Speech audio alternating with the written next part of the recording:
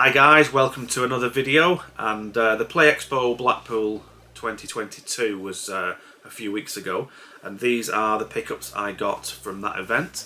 I did a video a couple of weeks ago showing the event and what went on, so if you want to go and check that out. So the first thing I got, I didn't actually buy it from the expo itself. I got it from Yellow Belly in the hotel car park.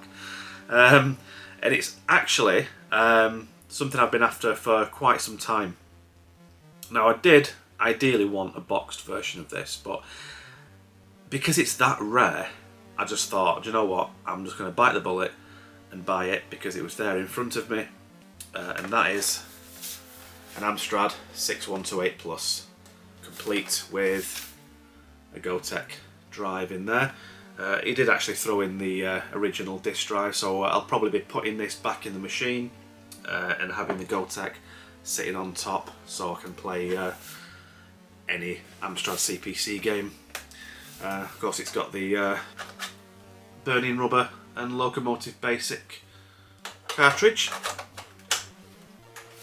And he did suggest I retro bright this, but seeing as I bought it from Yellow Belly, I'm going to keep it as is because it is quite yellowed.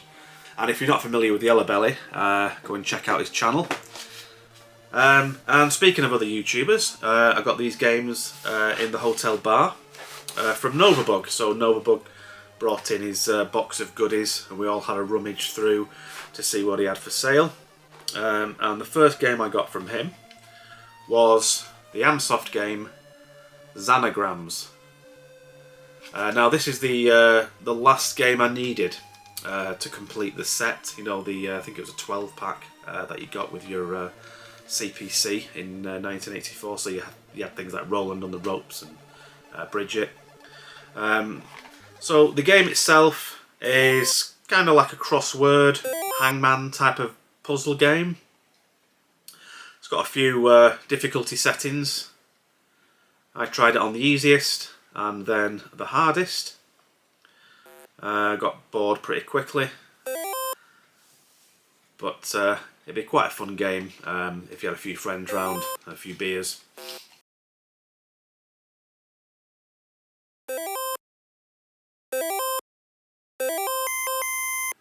So the next game I got off Novabug was Airwolf.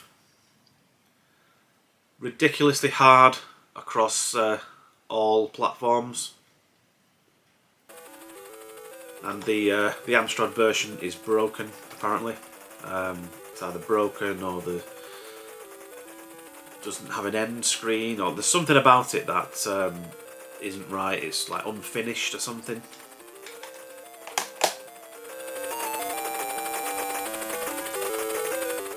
And speaking of terrible games, got hard driving on the Amstrad.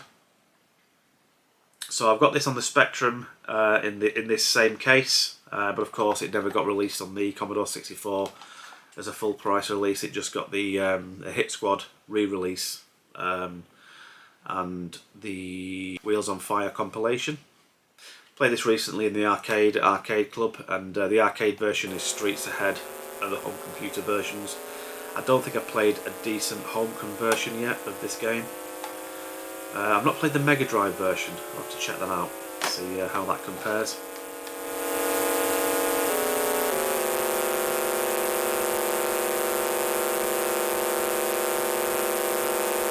And the final game I got from Novabug is Strider. Unfortunately, the Amstrad version is a Spectrum port.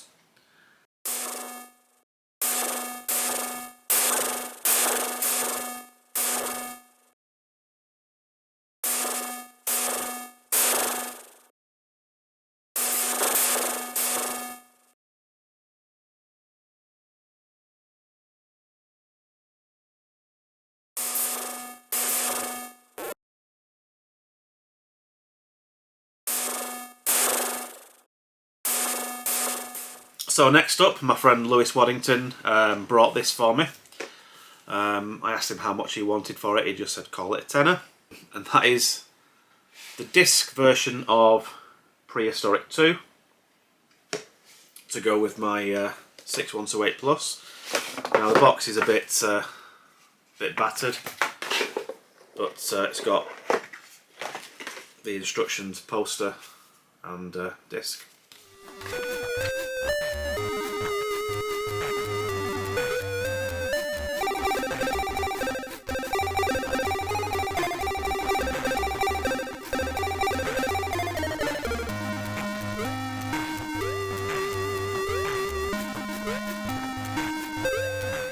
And also Yellow Belly gave me a copy of Zypho's Nightmare.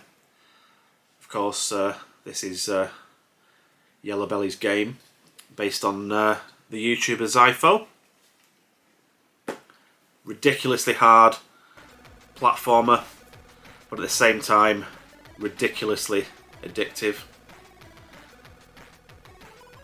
And that tune will be stuck in your head for days.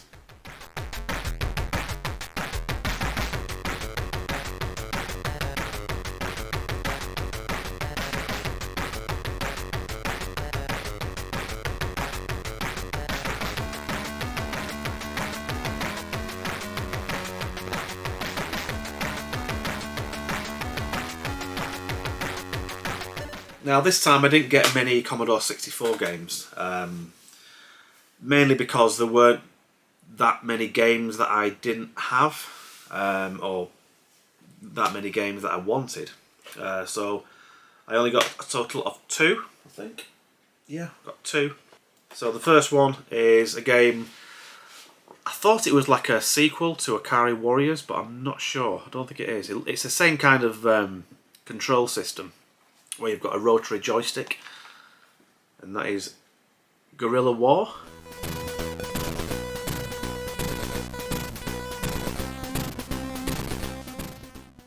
So yeah, it's the same kind of perspective as Akari Warriors and Victory Road. Like a top-down, vertically scrolling shoot 'em up. And the good thing about this is it gives you the option of using 2 keys on your keyboard to rotate, so you can have like the almost like the arcade at home experience. But I think I'd left it as normal controls with the joystick.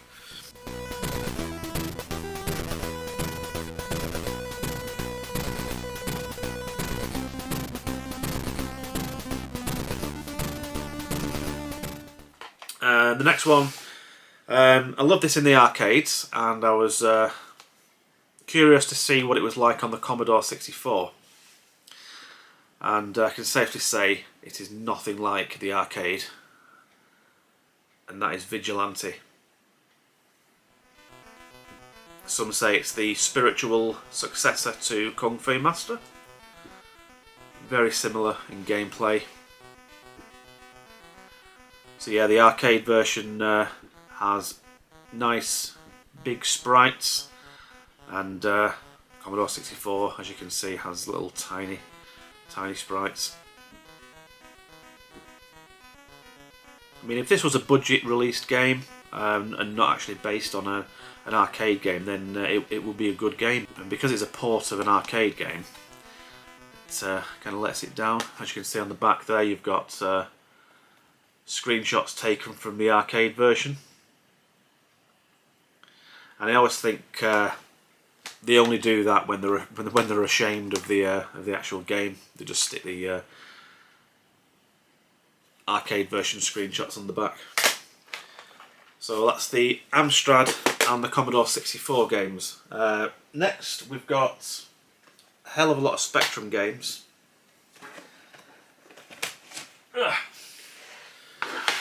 So first of all, the 2 Hit Squad games I got were just on the Spectrum, and this one is probably the most I've ever spent on a Hit Squad game, and that is Super Space Invaders.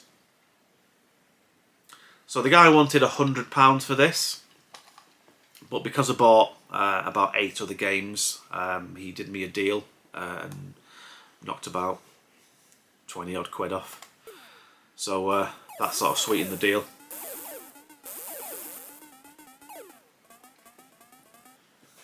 So as you can see, there's a whole lot of green going on this version.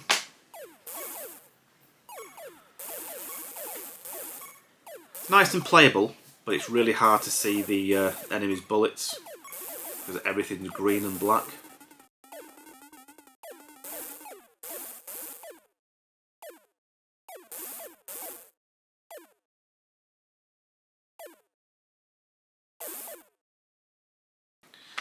And the other Hit Squad game I got on the Spectrum was Navy Moves.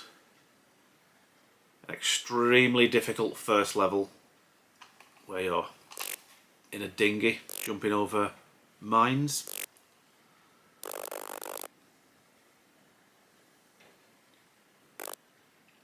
But if you turn the cassette over, you can play the second part of the game if you know the code. Of course, Google is your friend.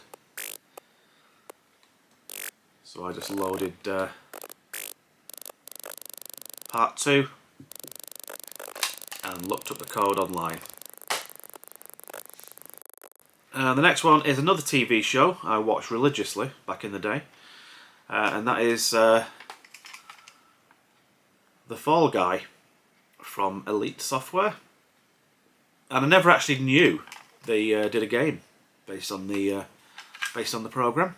It's a very, very basic game. This was released in 1984. So as you can see from the gameplay here, very, very basic. Where you play as Colt Seavers running along the top of a train. And the second level, you've got to jump on some mine carts, but I have no idea what I'm meant to do because I tried jumping across onto the other ones, but kept falling off. Now, last Play Expo I got Donkey Kong on the Spectrum by Ocean Software, and this year I got Donkey Kong's nemesis, Mario, or Mario Brothers, based on the first Mario Brothers game. Now, originally I thought this was like a really old game from like the early 80s from Ocean, but it's not. It's actually 1987. So I'm not sure why they decided to release this in a little single dual case.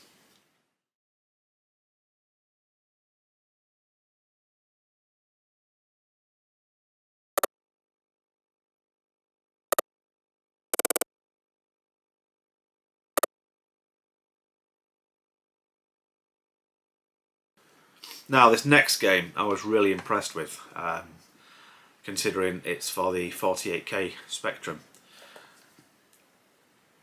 The music is god-awful, and the graphics are really basic, but it plays really well, and it plays very, very close to the original arcade, and that is Tapper.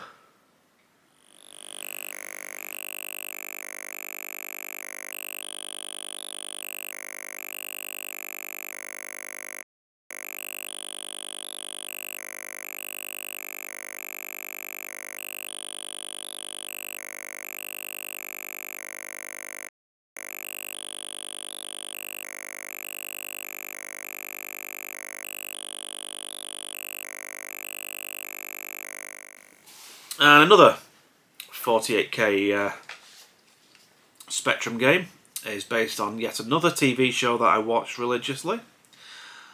Unfortunately, the game is crap. Either that or I have no idea what I'm doing. And there's not much to go on in the instructions. And that is V. Now, I've got this on the Commodore 64. I think I've loaded it up once. I hadn't got a clue what I was doing. Thought I'd give the Spectrum a better shot. And again, I hadn't got a clue what I was doing. Read the instructions from cover to cover. Still none the wiser. Now this one came out in 1985, as you can see there by the tape. And so that just shows that Ocean were doing games in big boxes, whereas when they released that 2 years later, little box. Not sure about that. And next one is a game by Capcom, and that is Bionic Commando. So there's two tapes, one for the 48K version and one for the 128K version. But if you look on the tape, so that says Bionic Commando, which is right. On the Amstrad version that I got a few years ago, it actually says Bionic Commandos. So I'm not sure why that is, because obviously these would have been made at the same time. So yeah, for a Spectrum game, it's a really good conversion. I think I've played this longer than I've actually played the arcade machine.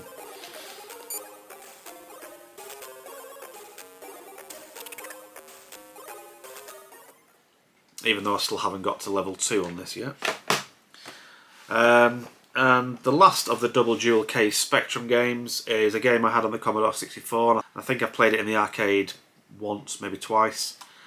But I was really let down with the Spectrum version, and that is Rygar from US Gold.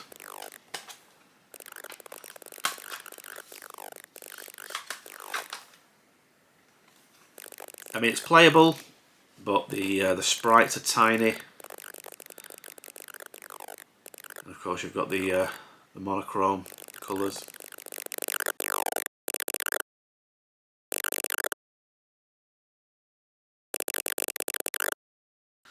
And down to the last two Spectrum games. This one is best played in the arcades because you've got the rotary joysticks, and that is Midnight Resistance. Now, I'm kicking myself now because Jim Bagley was at Play Expo and I could have got him to sign this, but forgot. He programmed the Spectrum, possibly the Amstrad version.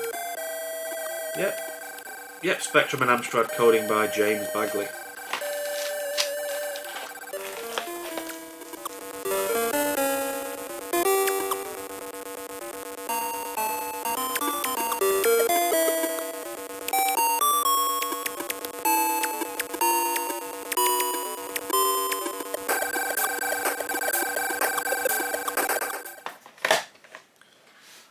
And last of all, this is a game I've only ever played on the Commodore 64, and I thought I'd give it a go on the Spectrum.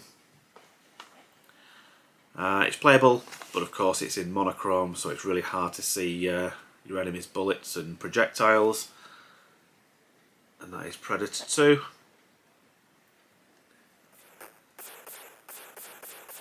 So it's a little bit like Operation Wolf, whereas you can see your character it's like a third-person view, where your character's like a line drawing, so you can see through your character. It would have been so much better if you could use the light gun, the Magnum light gun for the Spectrum. So I mean, I wish they'd had more games like this that were compatible with the light gun. So that was Predator 2 by Imageworks. On to the cartridge-based games now. I just got two Master System games. I don't think I've ever played this on the Master System. I played it to death on the Commodore back in the day. So I just got this to see how this compares. And that is Ghostbusters, based on the original by David Crane.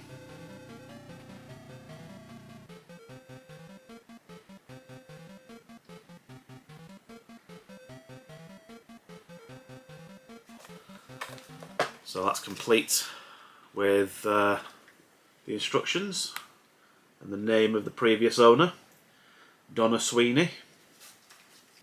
And the second Master System game I got was, of course, Chase HQ with one of the worst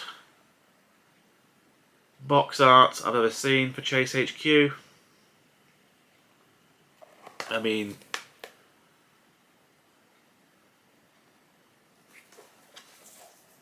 I've seen some stinkers on the Master System regarding the artwork, but that takes the cake. Of course, that's got the instructions as well.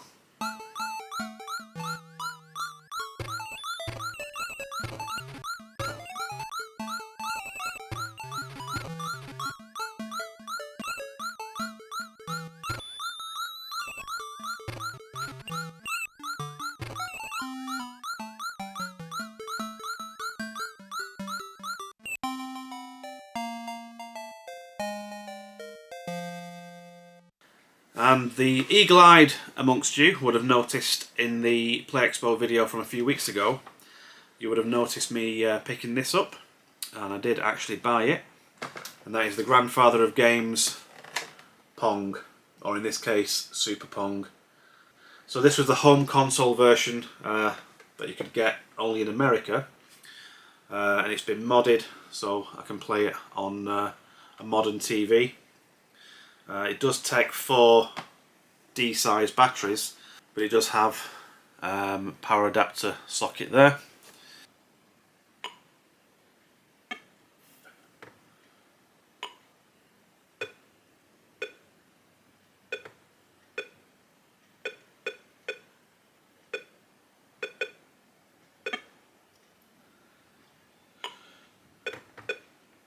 And last but not least, I got some gaming magazines from Console Passion.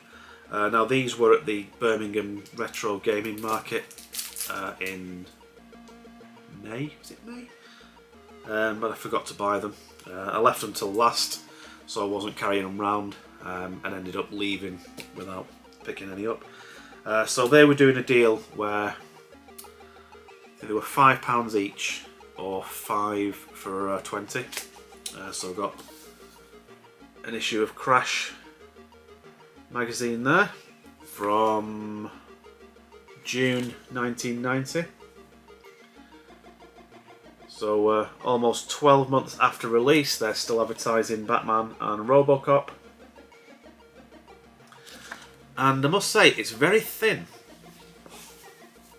I mean, how many pages is that?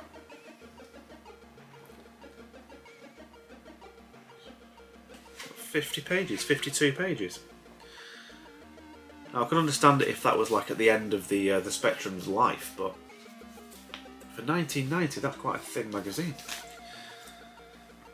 Whether they didn't have many games to review or much to talk about that issue, I'm not sure. And then I got 4 Zap magazines because the Commodore 64 was my computer growing up. So I've got the Batman issue there. I think they're actually talking about it as though it's not out yet, I think. Yeah, I think it was... yeah, at this point they were just like previewing the game and the film, even though it was August '89 when the film came out in the UK. But I don't think the game came out until I got it for my birthday in October, so it was either late August, early September when the game came out. And then we've got a Christmas special from December '88. I got this because this was the Christmas I got my Commodore 64. So you got playable demo of Thunderblade with this issue, obviously not included, and a big advertisement on the back of Robocop. What's this one? September '89. So this one's got the Untouchables, Rainbow Islands, License to Kill, and Fiendish Freddy's Big Top of Fun, and the New Zealand story. And that's from September '89. And the last one from August 1987. And we've got The Last Ninja and Head Over Heels. And an advertisement for game over there. So that's everything I got from Play Expo. I did get a third Master System game, but that's been sent to Father Christmas, so I can't show that until December or January. So anyway, thanks for watching, and I'll see you on the next one. Take care, bye!